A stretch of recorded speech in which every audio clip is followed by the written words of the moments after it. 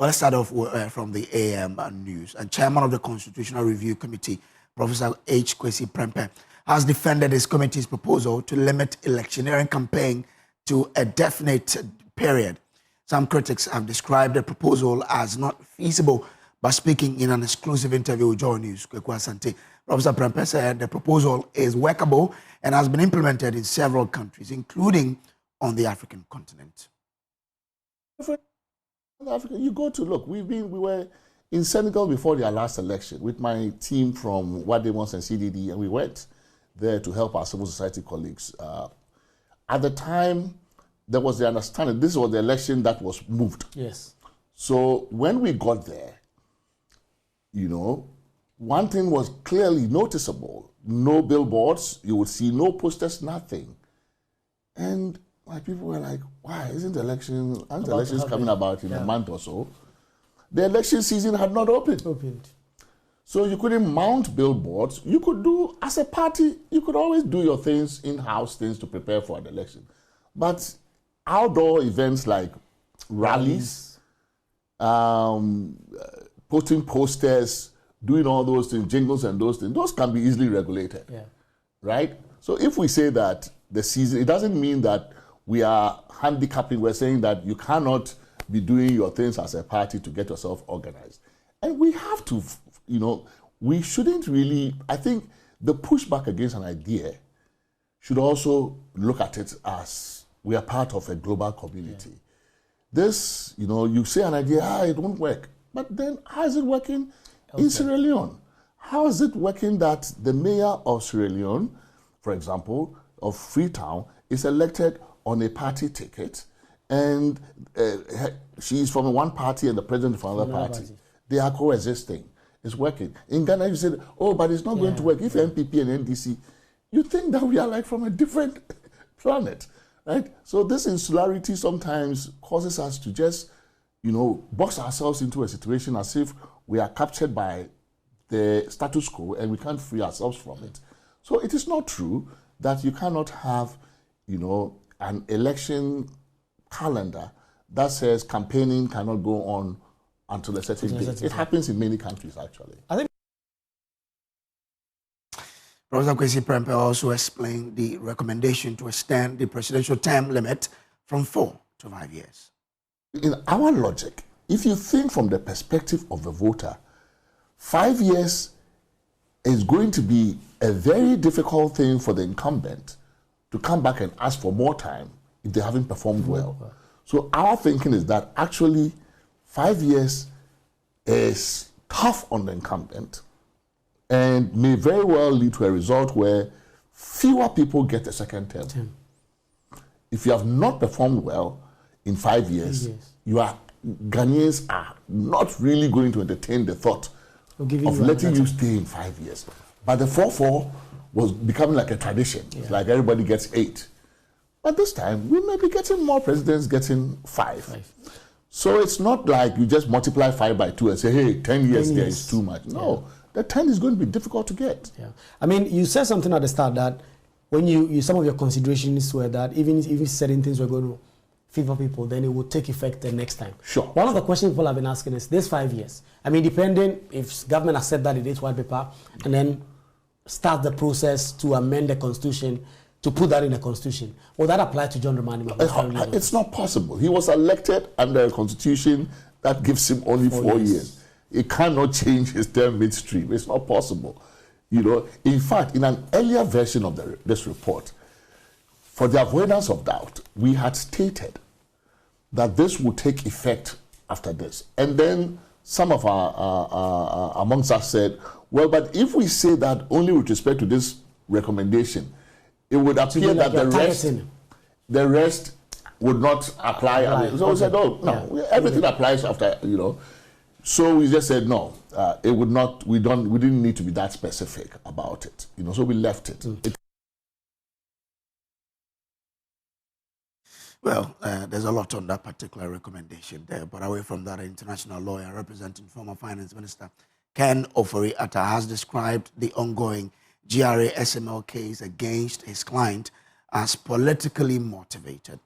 Mr. Oforiatta and others are facing 78 corruption-related charges over the controversial Strategic Mobilization Limited Revenue Assurances contract with the Ghana Revenue Authority. The case has now taken on international dimensions, with U.S. authorities holding the key decision on whether there is sufficient legal basis to extradite the former finance minister to Ghana after Ghana triggered the extradition process following failed attempt by the Office of the Special Prosecutor to secure Oforiatta's return. Speaking to the BBC, Oforiatta's lawyer, Enayat Kwasimi, said that his client is prepared to be held accountable for his actions as finance minister, but maintains the prosecution is driven by political considerations rather than evidence. He's committed to fully complying with the laws of Ghana, and he's fully committed to answering for anything that he did when he was finance minister. There's absolutely no question about that. The question is he being given the rights that he's guaranteed under Ghanaian law? He is not. He has never been. How so? Mr. Oforiatta was receiving a treatment. Mr. Oforiatta was in the U.S. They knew all along. There was no purpose for issuing the red notice, but they went ahead and issued it.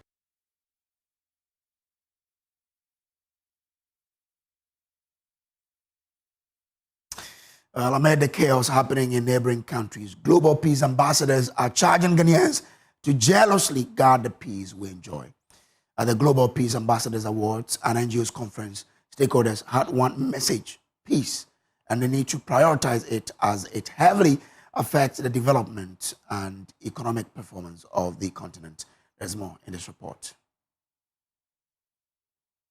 So, in partnership with the World Citizens Peace Ambassador for Ghana, has charged Ghanaians to protect the country's peace with all their might.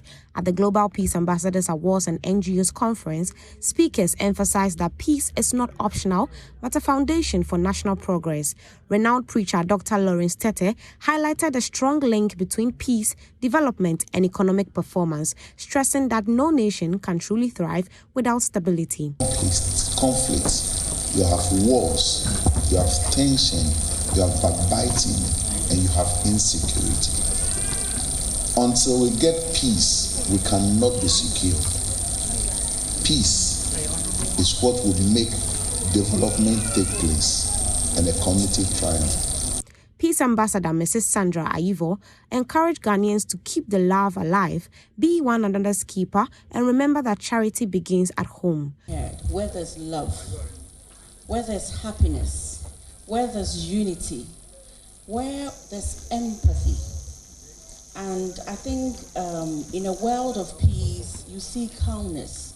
That's where you really see people living the Christ life, you know. Another Peace Ambassador, Nanaya Okwache-Boadu, reminded the media of its powerful role in shaping society. He urged journalists to be measured and responsible in their reportage. Media not only is it the fourth estate of the realm, but it plays a crucial role. And the more we get to understand that for peace and lasting peace, media practitioners and media platforms are very cardinal and crucial. Speaking to Joy News, the World Citizens Peace Ambassador for Ghana and founder of the Global Peace Ambassador Awards and NGOs Conference, Ambassador Gladys Baini, expressed excitement about the initiative and encouraged Ghanaians to consciously choose peace at all times. It's an overwhelming event. In fact, I like the turnover, how people really embrace peace in Ghana. And Global Peace Ambassadors Awards and NGO Conference stand for this. We want to be united. We want a united nation. And this is what we are seeing tonight. From people across the world to come together to celebrate people who are promoting peace, who are advocating for change. I think it's a plus. So I'm so excited for tonight. It's a blessing. It's a dream come true tonight. So this Global Peace Ambassadors Awards and NGO Conference seek to promote people who are making change in our world, because we believe that through peace, that is why we are all safe today. So with corporate social responsibility, with advocacy, we get to the overall peace of the country. So I'm so happy for tonight, and I like everything that is really going on. Some awardees also expressed appreciation for the recognition, describing it as a motivation to continue serving. I'm very proud that the whole world have really recognized my hard work, like changing lives through my show at Lucky TV. I'm so excited about the award, how our lives are connected to peace. You know where we are, Boku West District, where it seems like, okay, there's a lot of conflict going on around that area, but yet we are standing out, where youths, young people have come together under the guidance of elderly people like Madam Zainabu Abdullahi and Dr. Ifie. They are able to guide us, and by God's grace, in as much as we are doing child welfare and protection to the children, we are also touching lives by bringing peace. So I'm surprised and amazed how in helping children, we are also touching the lives of parents and bringing peace to our locality. As tensions rise in parts of the region, the call remains clear. Peace must be protected, promoted, and lived daily if Ghana is to sustain its stability and development. Well, the paramount queen mother of the Singh traditional area in the Wa municipality, Ponya Salma Chana Abdul Razak, has called on Ghanaians to patronize indigenous foods, not only to promote local cuisine, but also to reduce the risk of lifestyle-related diseases. Now, she urged citizens to, quote, eat your food as your medicine and not your medicine as your food, unquote. Speaking at the 10th anniversary of her enskinment, Ponya Salma Chana Abdul Razak also appealed to the government to include indigenous foods in the Ghana school feeding program to ensure that pupils benefit from nutritious, locally sourced meals. Rafiq Salam, Joy News' Upper West Regional Correspondent, report from Singh. The concept of queen mothers or Pogonomene in the northern Gulf of the country is a novelty as compared to their counterparts in the southern belt. Traditionally, chieftaincy system of northern Ghana, especially among ethnic groups like the Gaba, Wala, have been firmly patriarchal. Leadership, succession, and governance structures were and are still largely male-dominated, with authority exercised by chiefs and supported by a council of male elders. The emergence of the installation of queen mothers or Pogonomene and Halakuru in the Upper West region, though an initiative that has a groundswell of support from its inception, threatens to ignite new layers of conflict with the chieftaincy framework. The Wala state, though oblivious of its ripple effect, took the bulls by the horns and went ahead to enskin paramount and divisional queen mothers in their respective traditional areas. The Lord fell on Ponya Salma Chana Abdul Razak 10 years ago, and she was enskinned as the paramount queen of Ponya of the central traditional area. As part of activities to mark the 10th anniversary of her enskinment as a Sempona, she held a medical screening exercise for the Saint Enclave, followed with a grand deba held in her honor. It was attended by a swathe of people from all walks of life, including paramount, divisional, and sub-chiefs, and queen mothers from the various gates of the Wala skin. It was held on the theme, sustaining our culture and traditions through our indigenous meals, the need to go back to meals of our forefathers. Ponya Salma Chana Abdul Razak emphasized on the importance of eating indigenous foods in order to reduce their medical bills. Let's not be shy of what we are. Let's not be shy of what we have. Let us eat our food as our medicine, but not our medicine as food. So let's go back. Whoever is watching me today, whatever your local dish is, whatever it may be, please, let's go back to it. When you are eating, please, be mindful, be intentional. Look at the food you're about to eat. Is this food going to help me, protect me, add a value to my life? If it is a no and it's a sugary drink, please put it by the side. If you know this food I'm going to eat is not going to help me, please put it by the side.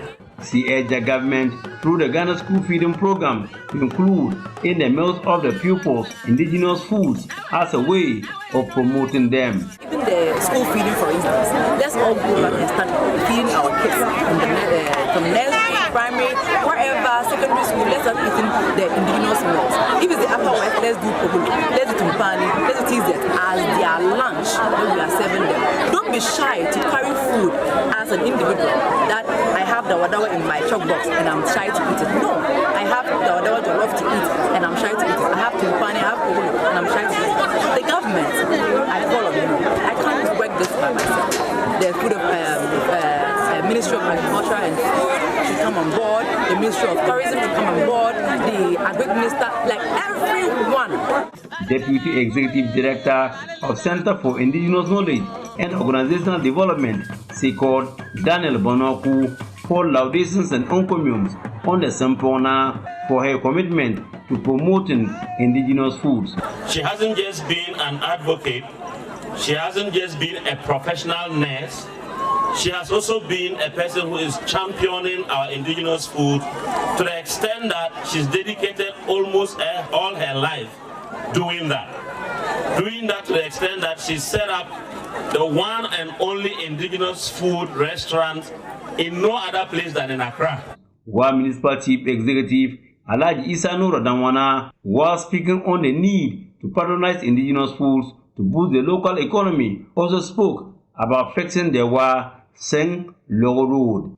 I want to also use this opportunity to tell Mbasena and his people that myself and our Member of Parliament, Honorable Dr. Alhaji Rashid Hassan Pelfu, were doing everything possible to ensure that the WASEC up to Boli, even proceeding to Logo Road, is tied. Reporting for Bay News, Rafiq Salam, Seng.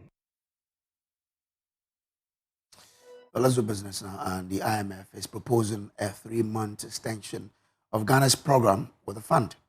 This was captured in a staff report that was released after the country passed the 5th program review. We have details in the following report.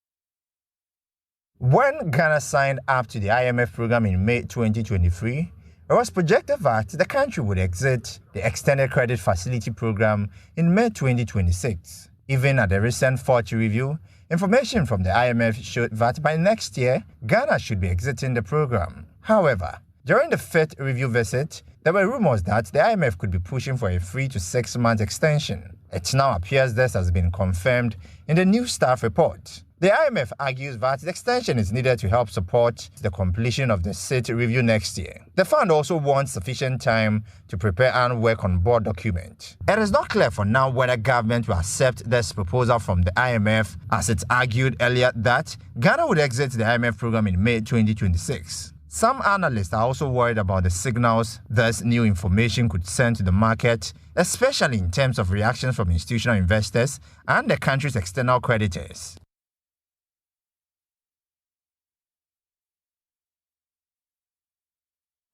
The management of the Kwame Nkrumah Memorial Park is optimistic that the facility could generate up to 1 million cedis annually if the right investments and maintenance are made.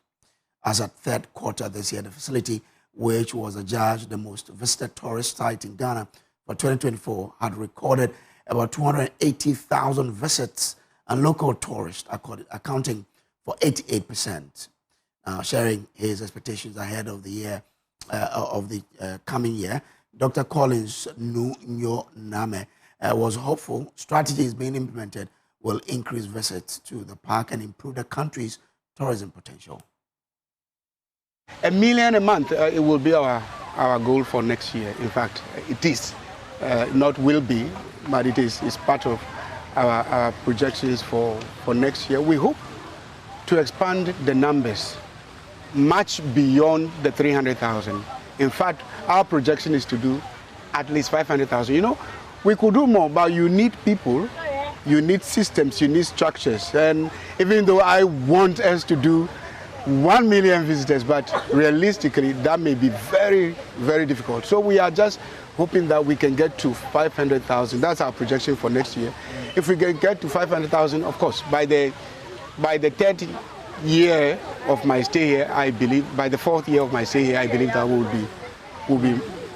be ready to cross that 1 million number.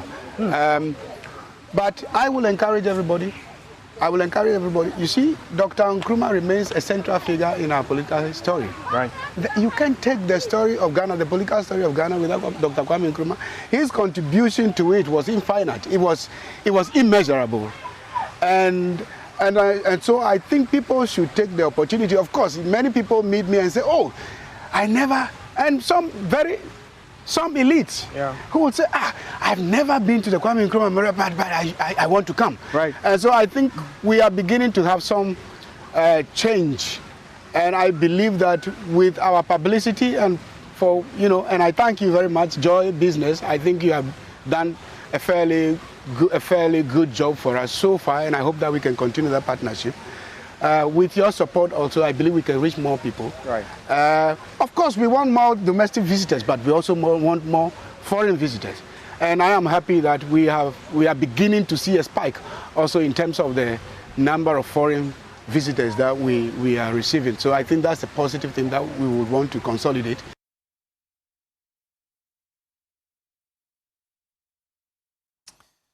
That's all in the business update. And that's how we wrap up the AM news today. We'll take a break. We'll be back with more. Please to stay.